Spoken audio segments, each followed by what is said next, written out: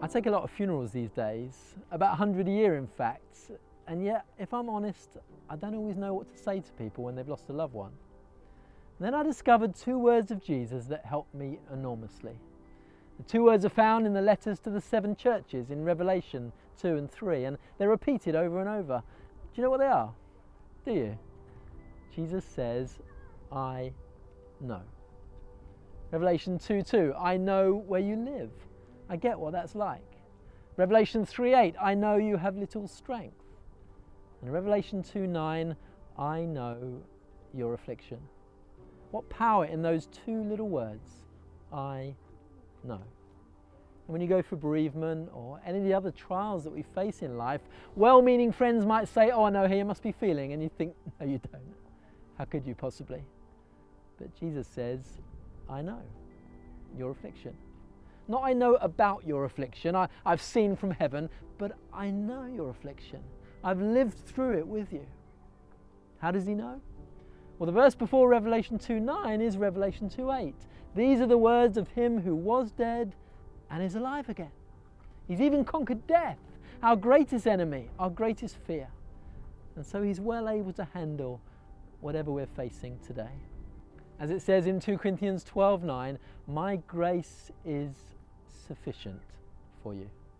I love contemporary worship music, but sometimes, especially when times are tough, I'm drawn back to the hymns my mother used to sing to me when I was a child.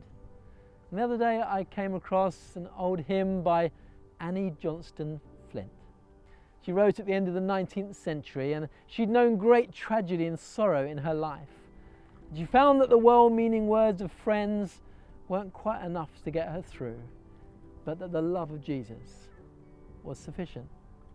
And she wrote these words, and I just love to speak them over your life today. He giveth more grace, as our burdens grow greater. He sendeth more strength, as our labours increase. To added afflictions, he addeth his mercy. To multiplied trials, he multiplies peace. When we have exhausted our store of endurance, when our strength has failed and the day is half done, when we reach the end of our hoarded resources, the Father's full giving has only begun.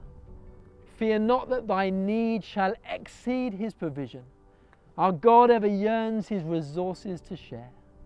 Lean hard on the arm everlasting availing. Our Father both thee and thy load will upbear. His love hath no limits, his grace hath no measure, his power no boundary known unto man. For out of his infinite riches in Jesus, he giveth and giveth and giveth again.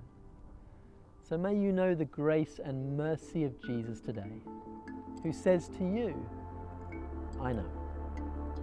God bless you.